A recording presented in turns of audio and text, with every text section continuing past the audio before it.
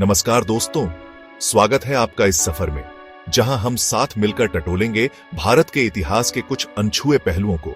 क्या आपने सोचा है कि भारत जो सोने की चिड़िया कहलाता था, गुलाम कैसे बना? क्या हम अपनी हार के लिए खुद जिम्मेदार थे?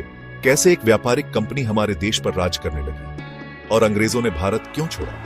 आइए इन सवालों का जवाब ढूंढते हैं, भारत की कहानी को समझते हैं। दोस्तों, भारत की गुलामी के कई कारण थे। मुगल साम्राज्य पतन की ओर था, मराठा, सिख और अन्य राजवंश अपने विस्तार में लगे थे। देश में अराजकता और अविश्वास था।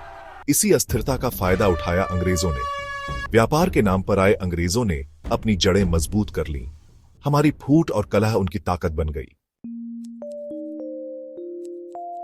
अगर एक नाम लेना हो, एक संस्था का नाम लेना हो तो वो होगा ब्रिटिश ईस्ट इंडिया कंपनी।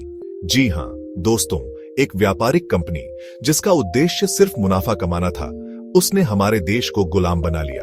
1600 में एक व्यापारिक कंपनी के रूप में भारत में कदम रखने वाली ईस्ट इंडिया कंपनी ने 1757 में प्लासी के मैदान पर बंगाल के नवाब सिराजुद्दौला को हराकर अपने साम्राज्य की नींव रखी। और फिर क्या था? देखते ही देखते 1857 की क्रांति तक इस कंपनी ने पूरे भारत पर अपना शिकंजा कस लिया। दोस्तों, अंग्रेजों का भारत आगमन कोई इत्तेफाक नहीं था।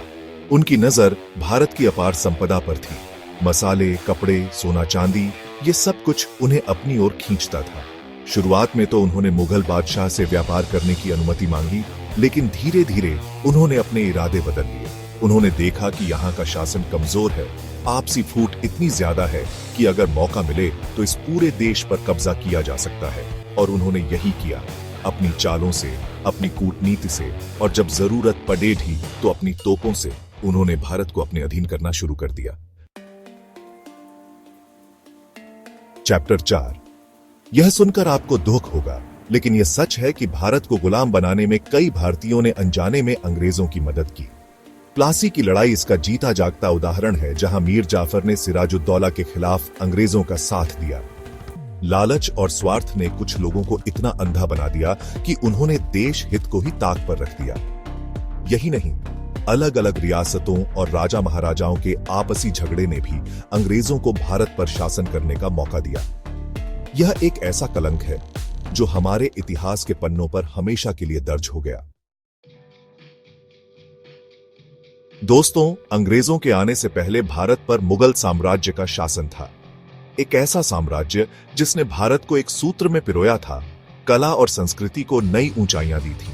लेकिन 1707 में औरंगजेब की मृत्यु के बाद मुगल साम्राज्य का पतन शुरू हो गया। कमजोर उत्तराधिकारी, आंतरिक कलह और बाहरी आक्रमणों ने इस साम्राज्य की नींव हिला दी। इसी का फायदा उठाया अंग्रेजों ने।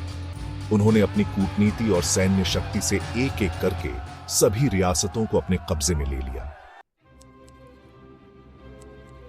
सालों तक भारत पर राज करने के बाद अंग्रेजों को 15 अगस्त 1947 को भारत छोड़ना पड़ा।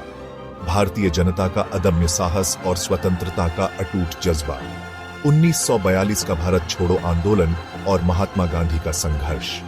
द्वितीय विश्व युद्ध ने ब्रिटेन की कमर तोड़ दी थी। उसकी आर्थिक स्थिति खराब हो गई थी। सुभाष चंद्र बोस की आजाद हिंद फौज ने भी अंग्रेजों को चुनौती दी। दोस्तों, भारत की आजादी की कहानी अनगिनत वीरों के बलिदान की कहानी है। महात्मा गांधी ने अहिंसा और सत्याग्रह का जो हथियार उठाया, उसने पूरी दुनिया को हिलाकर रख दिया। भगत सिंह, सुखदेव, राजगुरु, चंद्रशेखर आजाद, रानी लक्ष्मीबाई, झांसी की रानी, ऐसे कितने ही नाम हैं जिन्होंने देश के लिए हंसते हंसते फांसी के फंदे को चूम लिया। नेताजी सुभाष चंद्र बोस ने आजाद हिंद फौज के जरिए अंग्रेजों से लोहा लिया। सरदार पटेल और जवाहरलाल नेहरू ने भारत को एकता और नेतृत्व दिया।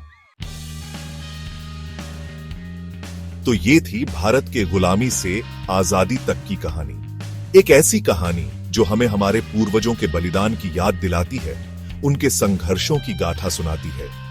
क्या ये इतिहास हमें आज भी सबक नहीं सिखाता कि एकजुटता में ताकत है और आपसी फूट में बर्बादी?